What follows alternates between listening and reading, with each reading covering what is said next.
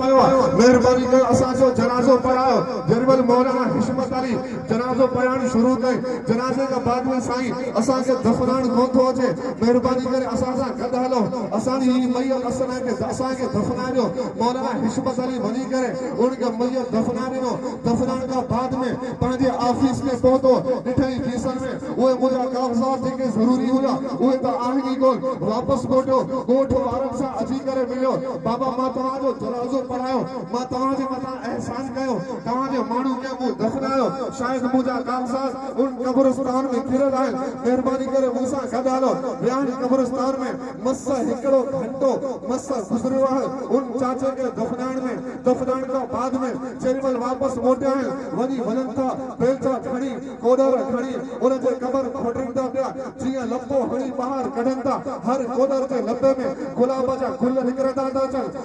हर बेलचे जे लपे में गुलाब जा गुल निकरदा था चल खुशबू सजो कबर मुबारक मुतहर थी पयो खुशबू में हुबक थी वई लाल थी वई पूरे कब्रिस्तान में हुबकार थी वई खुशबू जे चेरिमल हजरत मौलाना हिशमत अली पांजे कागजात ते पहुंचो कागजात खणी सजे कबर के दफनायो हैरान थियो हिंद बहराड़ी जे इलाके में भी एड़े किस्म जा मानू आहिनि जे कब्रिस्तान मां भी गुलाब जा गुल निकरंदा दफनान में हिकड़ो कलाक भी नाहे गुजरो हिकड़ो घंटो भी नाहे गुजरो वाह वाह वाह जी कबर है वाह जो खुशनसीब इंसान है जे कबर में गुलाब जा गुल निकरंदा जरिमल वापस अची करे उन जे घर वारन सा मिलो घर में सिर्फ हिकड़ी उन जे घर वारी मुजी अम्मा मुजी जीजर मुके बुधा त सही तुजो मुर्स जो केड़ो अमल है जी अमल जे करे उन जे कबर में खुशबू जी अमल जे करे हर कोडर जे लपे में गुलाब जा गुल निकरंदा था चल अम्मा केड़ो अमल है चे मुजा मौलाना साहब मुके खबर त कानेगा इन दीवार सा गड ता दिसो ता हिकड़ो किताब पयो यानी अल्लाह जो कलाम कुरान मजीद पयो सय रोजाना सुबह जो वुजू कंदो है वुजू करण का हाथ मुंह धोई करे पो उता ही किताब खणंदो है पो विहाणे ते रखंदो है इन सिटर ते चलदो है बिस्मिल्लाहिर रहमानिर रहीम बिस्मिल्लाहिर रहमानिर रहीम बिस्मिल्लाहिर रहमानिर रहीम सजे सिटर ते बिस्मिल्लाह पढ़ंदो तो वने भुरकड़ी वारो जेको बिस्मिल्लाह पढ़े तो उनजी कुरान सा एडी अकीदत कुरान सा एडो यकीन कुरान सा एडी मोहब्बत कुरान सा एडो इश्क इन बिस्मिल्लाह जे करे अल्लाह उन जे कबर में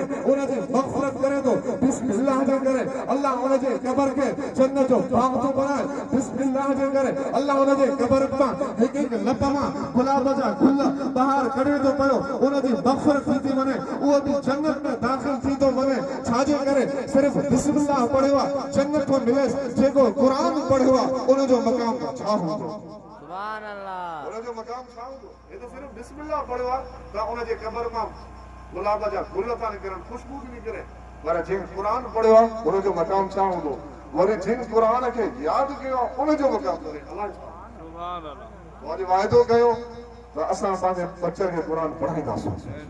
ऐं जेके तव्हां अची दाढ़ी वारा आहियो तव्हां बि न शर्मायो ऐं जेके नौजवान आहिनि तव्हां बि न शर्मायो वञो मस्जिद में साईं उमर वटि क़ुरान शरीफ़ पढ़ो पढ़ंदव न इंशाअल्लाह त ॾिसो 60 साल वारो के क़ुरान जे करे जन्नत में थो वञे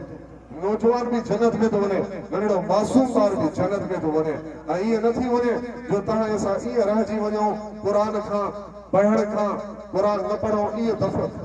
फोत थी वञो मरी वञो तो पोइ यकीन ॼाणियो तो तव्हांजी बर्बादी आहे अॼु वाइदो कयो इंशाअल्लाह क़ुरान पढ़ंदासीं पढ़ंदव न इंशाअल्लाह जेके ना आहियो पढ़ियल